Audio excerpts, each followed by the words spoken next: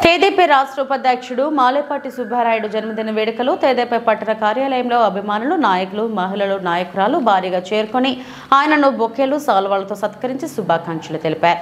ఆయన మీడియాతో మాట్లాడారు. తాను ఇన్ఛార్జిగా బాధ్యతలు చేపట్టిన నాటి నుండి కార్యకర్తలు, నాయకులు ఆదరించారని, ఎప్పటికీ వారికి అండగా ఉంటారని చెప్పారు. కావలి తెదేపా ఎమ్మెల్యే అభ్యర్థి కావ్య కృష్ణారెడ్డి, ఎంపీ అభ్యర్థి వేమిరెడ్డి ప్రభాకర్ రెడ్డిలు మెజారిటీ వస్తుందని అన్నారు.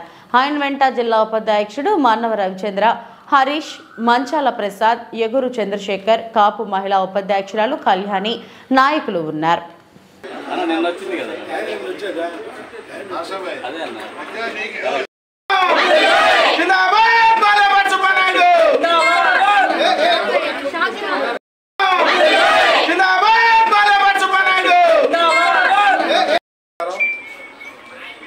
ఈరోజు నా జన్మదిన సందర్భంగా కావలి తెలుగుదేశం పార్టీ అభిమానులు అందరూ వచ్చి నన్ను ఘనంగా అందరూ శాలువాలతో సత్కరించారు.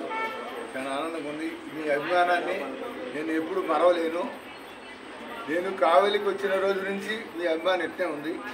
నేను ఆ రోజు వచ్చిన రోజు 10 మంది ఉన్నారు. 10 మంది 100 అయినా, 100 పోయి 200 అయినారు. తర్వాత 1000 మంది అయ్యారు, 2000 మంది అయ్యారు, 3000 మంది అయ్యారు. రోజు రోజు పెరుగుతూ వచ్చింది.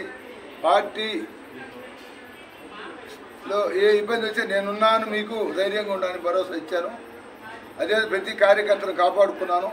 ఇలా ప్రజల్లో ఒక అభిమానం సంపాదించుకున్నాను. ఈరోజు కూడా చెప్తున్నా, రేపు చెప్తున్నా, ఎప్పుడు కార్యకర్తకి ఇబ్బంది వచ్చినా అండగా ఉంటామని. అదేవిధంగా ఈరోజు నిన్న ఎలక్షన్ జరిగింది 13వ తారీఖున. మనకి ఎమ్మెల్యే అభ్యర్థిగా కావ్య కృష్ణారెడ్డి, ఎంపీ అభ్యర్థిగా వేమిరెడ్డి ప్రభాకర్ రెడ్డి, ఎన్డీఏ తెలుగుదేశం, జనసేన, బీజేపీ అభ్యర్థులుగా వీళ్ళిద్దరిని మన జిల్లాలో ఎంపీగా ఆయన్ని, ఎమ్మెల్యేగా మన కావాలి ఈయన్ని నిలపడం జరిగింది. వీళ్ళిద్దరూ మంచి భారీ మెజార్టీ గెలవబోతున్నారు. వాళ్ళు ఏదో పిచ్చి పిచ్చి మాటలు చెప్తున్నారు. ప్రజలు విసిగిపోయినారు. ఎప్పుడయ్యా 5 సంవత్సరాలు పూర్తి అవుతుంది, ఎలక్షన్ ఎప్పుడు వస్తుందో ఎదురు చూశారు. అది నిన్న ఉదయాన్నే అర్థమైంది. వాళ్ళకి అర్థమైనట్లేదు. నిన్న ఉదయాన్నే 7 గంటలకు పోతే ఏ బూత్లోకి పోయినా ఎన్నడూ మేము ఇన్ని రోజులు, నాకు ఈరోజు 60 సంవత్సరాలు వచ్చాయి, నేను ఏ రోజు ఆ విధంగా చూడాల. ఫస్ట్ ఎలక్షన్ నిన్న చూసా. ఇద్దరు ఖచ్చితంగా 150 సీట్లతో జూన్ 9వ తారీఖున చంద్రబాబు నాయుడు ముఖ్యమంత్రిగా ప్రమాణ స్వీకారం చేయబోతున్నారు. ఇందులో సందేహం లేదు. కావలి ఎమ్మెల్యేగా కావ్య కృష్ణారెడ్డి భారీ మెజార్టీతో గెలవబోతున్నాడు.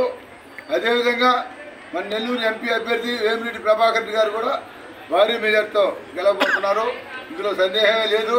నెల్లూరులో క్లీన్ చిప్ మొత్తం ఉమ్మడి నెల్లూరు జిల్లా 10 గెలుస్తాయి, సందేహమే లేదు. ఈరోజు మేము 150 కూడా, 160 కావచ్చు, 170 కూడా కావచ్చు. Why not 175? నన్ను ఆశ్చర్యపోయాను కూడా లేదు. నాకు చూస్తుంటే అదే ఉంది అనుకొని, రేపు రాబోయేది రామరాజ్యం. చంద్రబాబు నాయుడు రావణాకాశం పోయింది, ఎప్పుడు పోతుందో ఎదురు చూశారు. చంద్రబాబు నాయుడికి ఆ సమర్థత ఉంది. చంద్రబాబు నాయుడు అమరావతి పూర్తి చేస్తారు, పోలవరం పూర్తి చేస్తారు, ఈ రాష్ట్రాన్ని గాడిని పెడతారు. ఆయన ఒక్కడే సమర్థుని ప్రజలందరూ కూడా అర్థం చేసుకున్నారు. యువత బాగుండాలన్నా, ఈ రాష్ట్రం బాగుండాలన్నా, ఈ రాష్ట్రం అభివృద్ధి బాట నడవాలన్నా, ఎప్పుడైనా ఏ రాష్ట్రానికైనా సంక్షేమం, అభివృద్ధి రెండూ కావాలి. రెండు ఉంటేనే రాష్ట్రం అభివృద్ధి అవుతుంది. వాళ్ళకి అది తెలియదు. అప్పు తేవడం, దేనికి ఖర్చు పెడతాం తెలియదు, దోసుకొని తినడం జరిగింది. అది వాళ్ళు ఏదో అసలు నిన్న ఎట్టొచ్చారు, సిగ్గు లేకుండా మళ్ళీ వాళ్ళు ఎలక్షన్ చేశారు.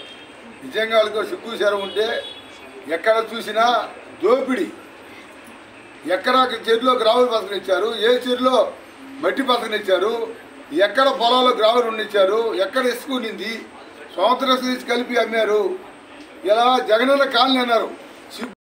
నిదర్శనం నిన్న అత్యధికంగా కావలి నియోజకవర్గంలో విద్యావంతులు, ఉద్యోగస్తులు, అదే రకంగా అశేష ప్రజానీకం ఉదయం